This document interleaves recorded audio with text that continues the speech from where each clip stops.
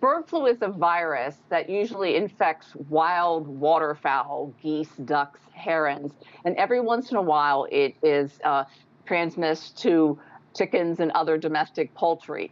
And usually it's not a problem for humans, but when there's an intense contact with infected birds, such as by farm workers or poultry workers, they can get infected. The real risk is when it passes to cattle, it can mix with other mammalian viruses and then spread more widely to humans. So that's what we're concerned about. What bird flu is not, it's not the regular human flu, it's not COVID, and it's currently not a pandemic, but it has twice in the past, once in 1957, once in 1968, caused global pandemics. The one in 1957 actually killed 1 million people worldwide. Human cases have been reported, and that is something I'd like to leverage your expertise and your science training. Are we moving towards a pandemic?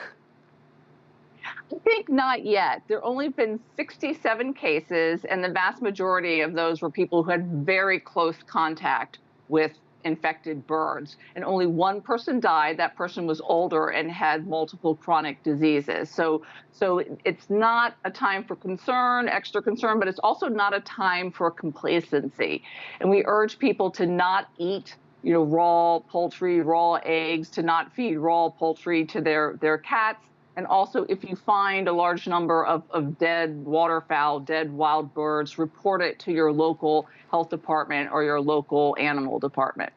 That's interesting, and I'd like to come back in a minute to this. But first of all, can outbreaks like these be prevented in any way? Can we do anything about it?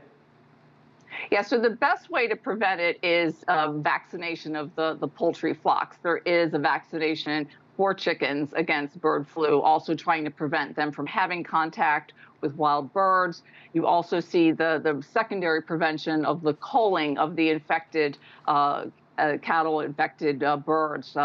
And unfortunately, there's been about $2 to $5 billion in economic damage due to this culling, but it's absolutely necessary because if the infections become more widespread, it causes even more, more economic damage.